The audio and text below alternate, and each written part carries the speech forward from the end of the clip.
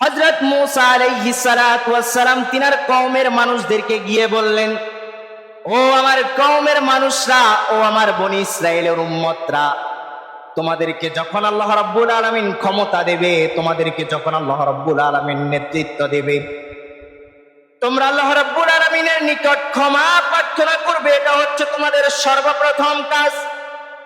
2 number কাজ হলো তোমরা আল্লাহ রাব্বুল আলামিনের নিকট ধৈর্য ধারণের মাধ্যম দিয়ে সাহায্য প্রার্থনা করবে। এর একটু পরে হযরত মূসা আলাইহিস সালাতু ওয়াস সালাম সমগ্র বনি ইসরাইলের মানুষদেরকে বললেন, ইন্নাল আরদা লিল্লাহি ইউরিসুহা মান ইয়াশাউ মিন ইবাদিহি ওয়াল আকিবাতু লিল মুত্তাকিন। সুবহানাল্লাহ। হযরত মূসা আলাইহিস সালাতু ওয়াস সালাম বনি ইসরাইলের মুসলমানদেরকে বললেন, ও আমার উম্মতরা, তোমরা জেনে রাখো এই জমিনের মালিক হচ্ছেন আল্লাহ রাব্বুল আলামিন। আওয়াজ করে বলেন, এই জমিনের মালিক কে? এই জমিনের মালিক কে? আল্লাহ রাব্বুল আলামিন বললেন, লিল্লাহি মা ফিস সামাওয়াতি ওয়া মা ফিল আরদ। তোমরা মাথার উপরে যেই বিস্তৃত আকাশ দেখতে পাও, মাথার উপরে বিস্তৃত যেই বায়ুমণ্ডল দেখতে পাও, ওই আসমানের মালিক হচ্ছেন আল্লাহ রাব্বুল আলামিন। দুনিয়ার বুকে তোমরা চক্ষু খুললেই যেই সবুজ শ্যামল মাটি দেখতে পাও, যেই সবুজ শ্যামল বিস্তৃত দ্বীপ দেখতে পাও, এই সমগ্র জমিনের মালিক হচ্ছেন আল্লাহ রাব্বুল আলামিন।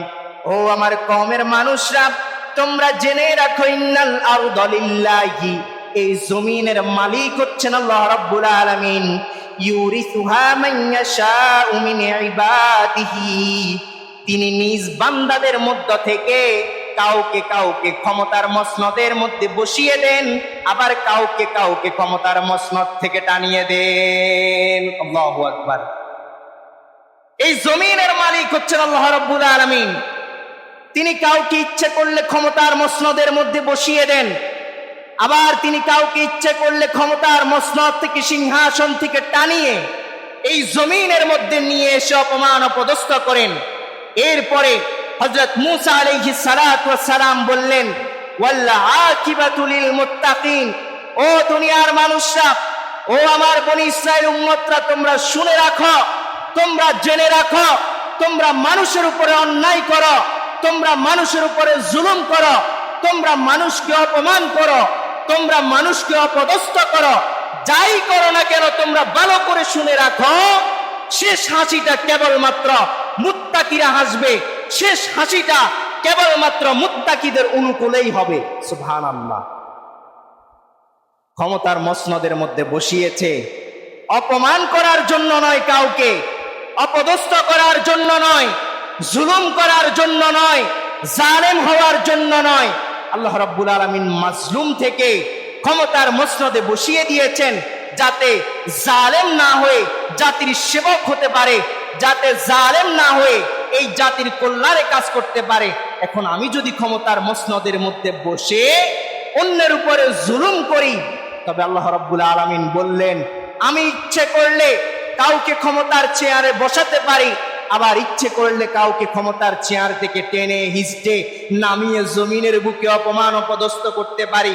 তবে দুনিয়ার মানুষরা, তোমরা জেনে রাখো, ওয়াল আকিবাতু লিল মুত্তাকিন, শেষ হাসিটা মুত্তাকিরা হাসবে, শেষ হাসিটা কেবলমাত্র মুত্তাকিদের অনুকূলেই হবে।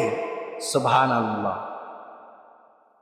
আপনি জুলুমের শিকার হয়ে গিল্টি ফিল করতেছেন, জুলুমের শিকার হয়ে নিজেকে অপমানিত বোধ করতেছেন, এর কোনো কারণ নাই। যদি অন্তরের মধ্যে ঈমান থাকে, যদি অন্তরের মধ্যে আল্লাহ রাব্বুল আলামিনের প্রতি বিশ্বাস থাকে, তবে সেই রব ঘোষণা করে দিলেন, শেষ হাসিটা কেবলমাত্র মুত্তাকিরা হাসবে, শেষ হাসিটা কেবলমাত্র যারা ঈমানদার, কেবলমাত্র যারা আল্লাহ রাব্বুল আলামিনের উপরে বিশ্বাস স্থাপন করে, কেবলমাত্র শেষ হাসিটা তারাই হাসবে। সুবহানাল্লাহি ওয়া বিহামদিহি। তার মানে আমাদের হতাশ হওয়ার কোনো কারণ, যেখানে আমরা জুলুমের শিকার হব, যেখানেই আমরা অন্যায়ের শিকার হব, যেখানেই আমরা জালেম হয়ে যাব, সেখানেই আল্লাহ রাব্বুল আলামিন আমাদেরকে দুনিয়ার মানুষদেরকে অপমান অপদস্থ করার মাধ্যম দিয়ে আমাদেরকে শিখিয়ে দেবেন তোমরা কোন পথে যাচ্ছ, কোন দিশার দিকে যাচ্ছ। তোমরা কি পূর্ববর্তীতে যারা অপমানিত হয়েছে, যারা অপদস্থ হয়েছে, তাদের থেকে শিক্ষা নিতে পেরেছ কিনা, এই পরীক্ষাটাও আল্লাহ রাব্বুল আলামিন আমাদেরকে করবেন। ক্ষমতার চেয়ার এত স্বাদেরও চেয়ার নয়। শুরুতেই বলেছি এই চেয়ার এমন একটা চেয়ার, নেতৃত্বের চেয়ার এমন একটা চেয়ার, এটা কারো জন্য জান্নাতে যাওয়ার মাপকাঠি হয়ে যেতে পারে, আবার কারো জন্য জাহান্নামে যাওয়ার মাপকাঠি হয়ে যেতে পারে। যদি সঠিকভাবে আমি এর আমানত, যদি সঠিকভাবে আমি এর হক আদায় করি, তবে আল্লাহ রাব্বুল আলামিন এই একটা চেয়ারের ওসিলায় আমাকে জান্নাতেও পাঠিয়ে দিতে।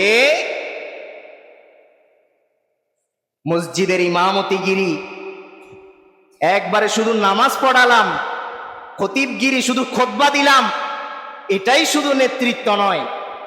একবারে প্রধানমন্ত্রী হয়ে গেলাম, রাষ্ট্রপতি হয়ে গেলাম, ধর্মমন্ত্রী হয়ে গেলাম, এটা শুধু নেতৃত্ব নয়। সভাপতি হয়ে গেলাম, সেক্রেটারি হয়ে গেলাম, চেয়ারম্যান হয়ে গেলাম, মেম্বার হয়ে গেলাম, এটা শুধু নেতৃত্ব নয়। যদি আমি আমার হককে সম্পূর্ণরূপে আদায় করতে না পারি, তবে আল্লাহ রাব্বুল আলামিন বললেন তিনিও আমাকে ক্ষমতার মসনদ থেকে টেনে হিজড়ে জমিনের মধ্যে নামিয়ে দিতে পারেন। পারেন কি পারেন না? সম্মানিত উপস্থিতি, আল্লাহ রাব্বুল আলামিন যাকে চান তাকে ক্ষমতা দেন, আবার যাকে চান তাকে অপমানিত করেন, অপদস্থ করে থাকেন।